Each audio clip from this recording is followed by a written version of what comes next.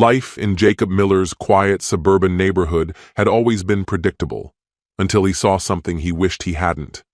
The lingering glances, the subtle touches, the hushed conversations that ended the moment someone walked by. This wasn't just harmless interaction, it was the beginning of betrayal. He'd seen it before because, once upon a time, he had been the one making those mistakes. But now, he faced a choice: look the other way or step in, knowing the consequences could be irreversible. One word could save a marriage, or destroy it forever. But what if this wasn't just about one person's mistake? What if something much darker was at play? Hello, my friend. I'm so glad you stopped by my channel. If it's your first time here, don't forget to subscribe and like this video, as every like truly inspires me. Please tell me which city and country you watch this video from. Now, let's get started. I'm not someone who actively seeks out confrontation. There are moments, however, when avoiding it simply isn't an option. A single conversation can change the course of a relationship forever, and while not every dispute is worth engaging in, knowing which ones are is crucial. If a close friend, sibling, or partner is unlikely to budge on a relatively minor issue, is it worth the potential fallout just to prove a point? Yet, steering clear of confrontation altogether can sometimes lead to even bigger problems, like the situation I now find myself in. As I zipped up my suitcase, my mind replayed everything I had witnessed.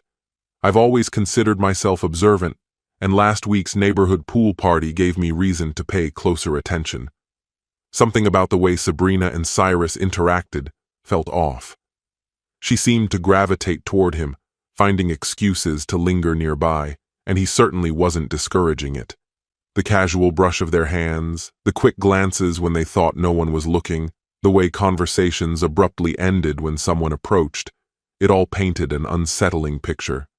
The realization that someone I cared about might be capable of betrayal was difficult to stomach. Still, I was fairly certain nothing had escalated beyond flirtation, yet. There was still time to intervene before things spiraled beyond control.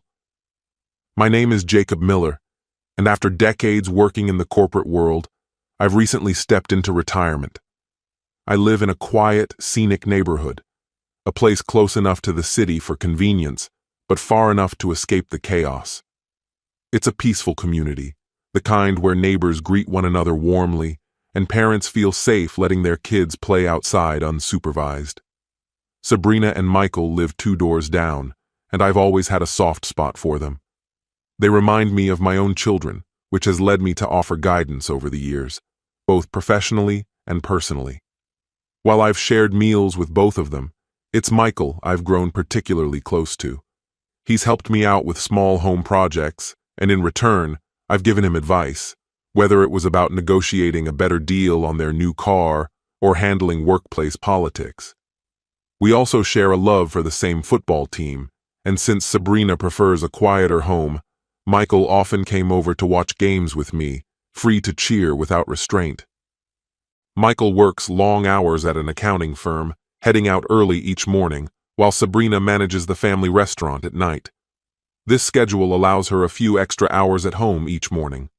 Knowing she hadn't left for work yet, I decided now was my best chance to have a private conversation. Grabbing a bag of tools I needed to return to Michael, I walked over and rang their doorbell.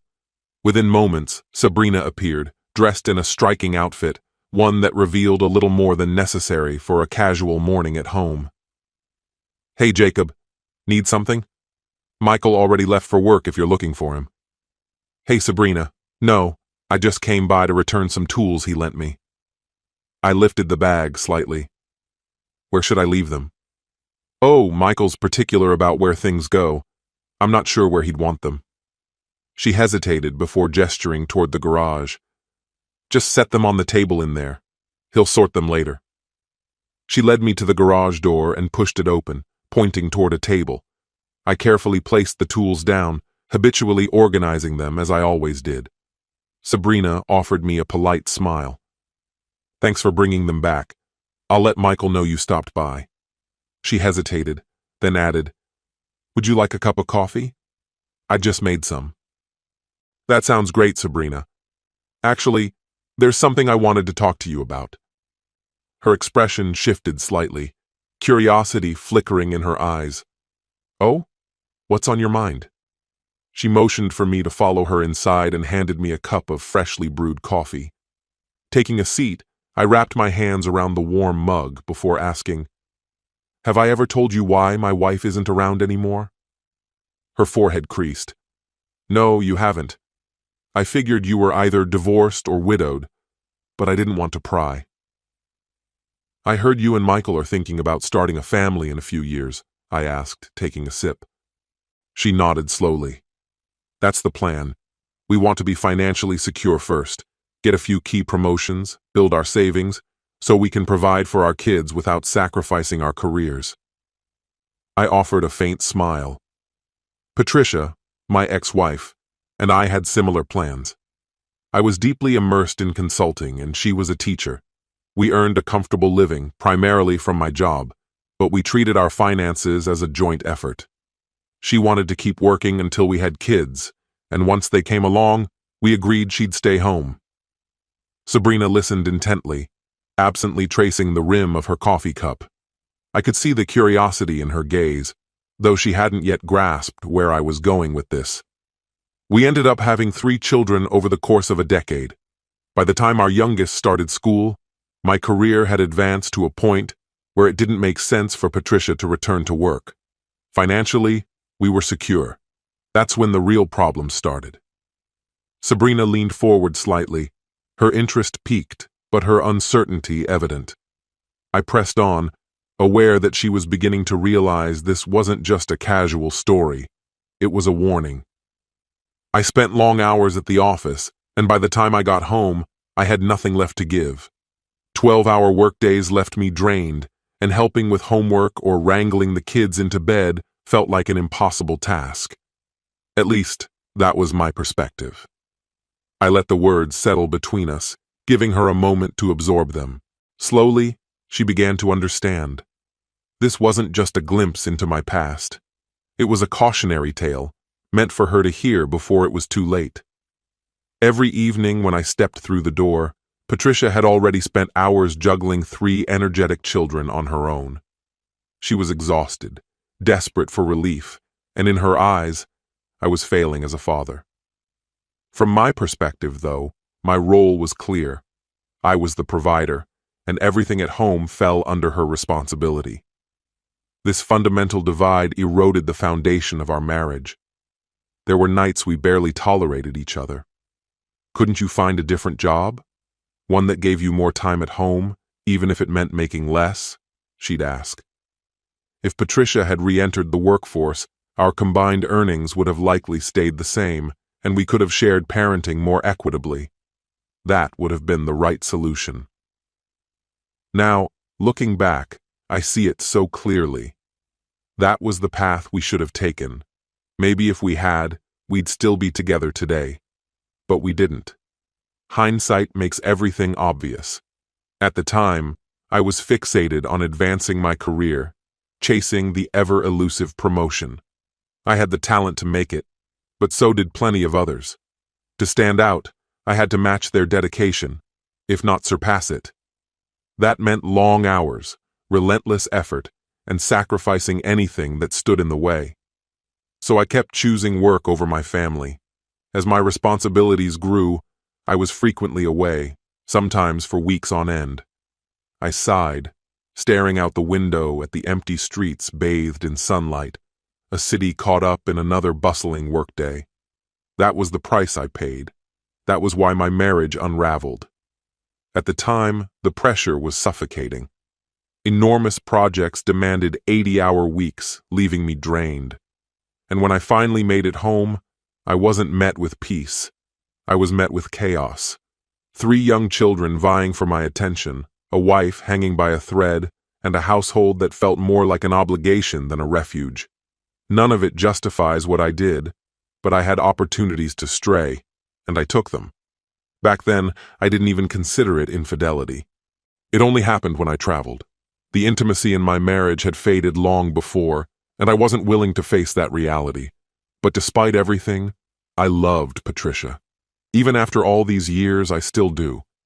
That love, however, didn't stop me from betraying her, from causing pain I never intended to inflict. How did she find out? Sabrina's voice was sharp with curiosity. I wasn't as discreet as I thought, I admitted. She must have had her suspicions, hired someone to find out, and she got all the proof she needed. She had access to our shared finances, so within days I was served with divorce papers. Less than a year later, I was officially alone. I fought to stop it. I pleaded with her to stay. I suggested counseling. I even offered to let her quit her job, hoping that might change things. But by then, we had let things fester too long. My betrayal had been the final, irreparable blow. At first, I dreaded coming home to my kids. Then, I dreaded coming home to an empty house.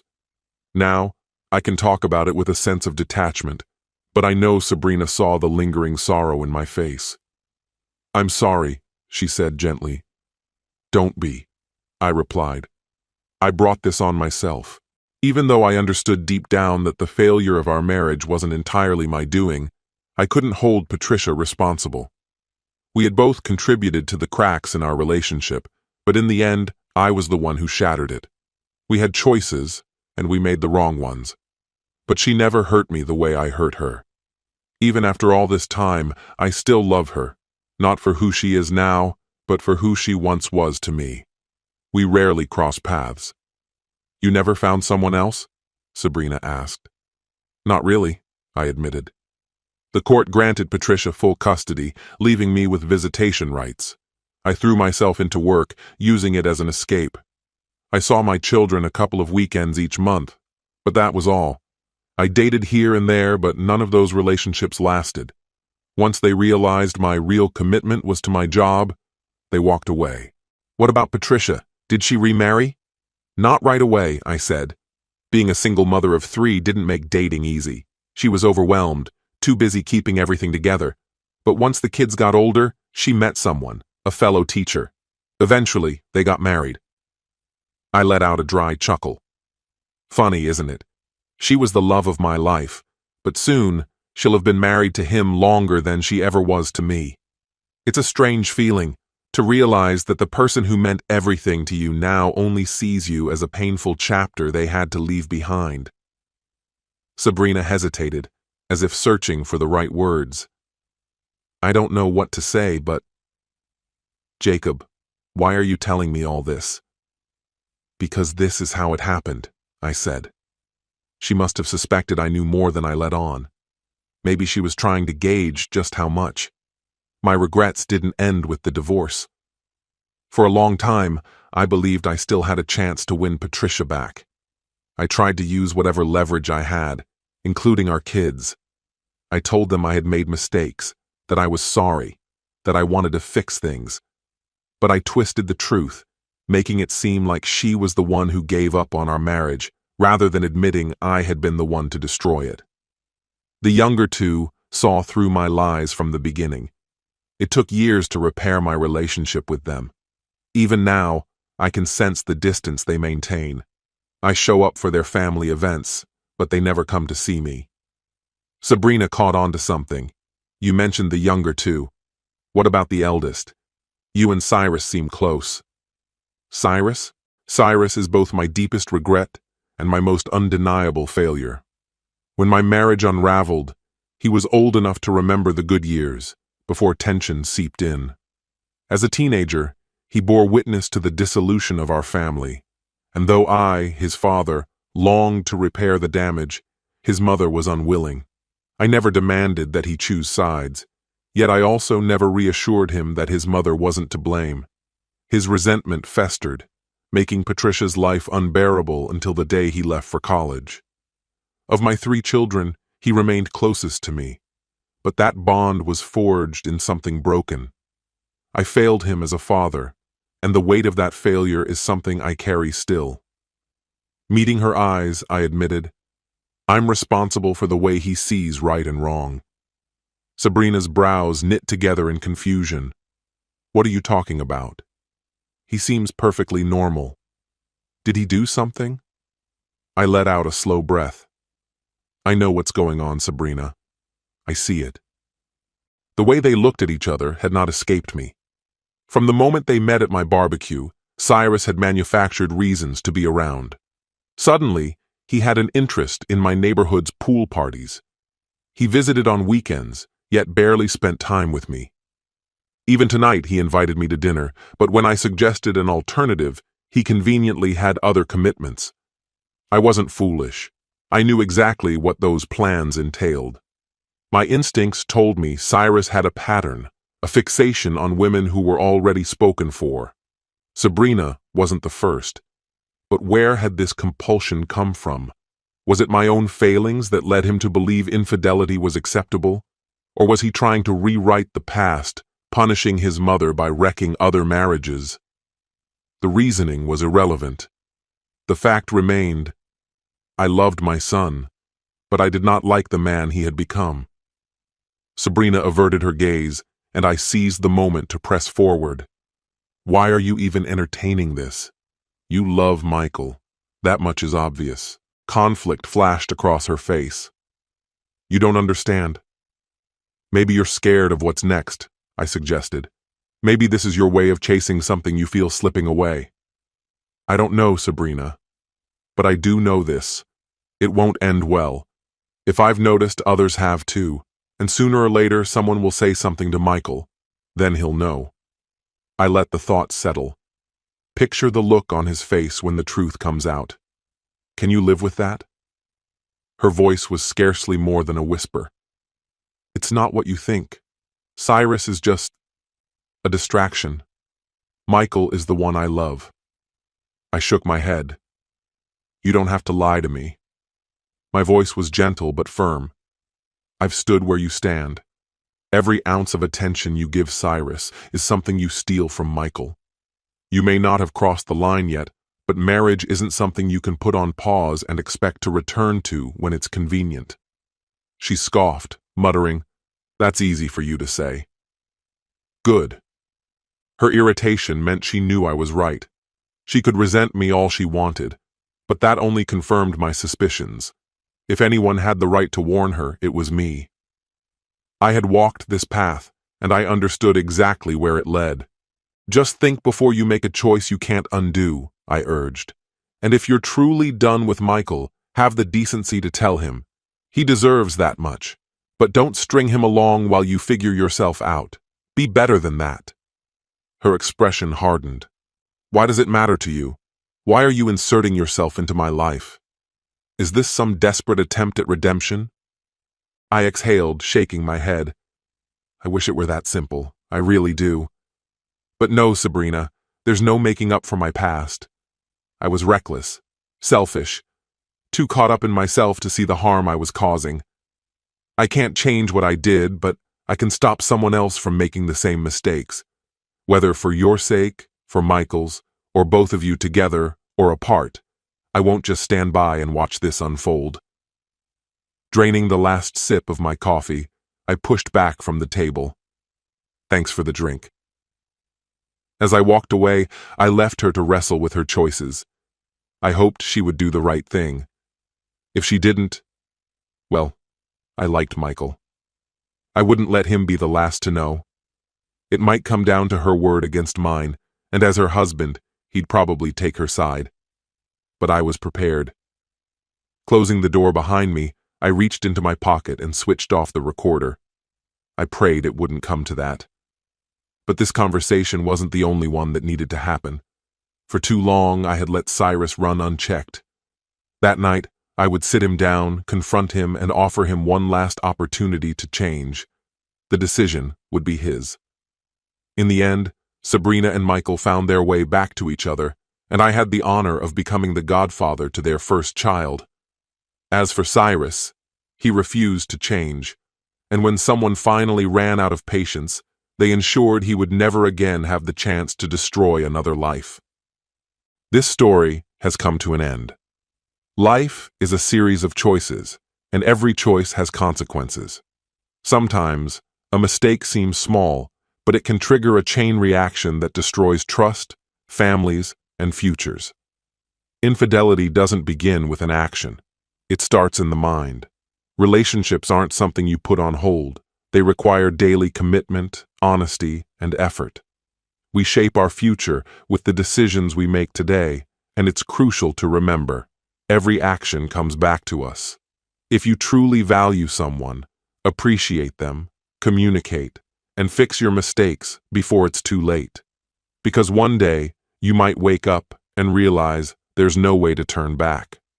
What's your opinion? Share it in the comments, my friend. And if you like this story, check out other exciting videos on my channel. I'll say goodbye until the next video. See you.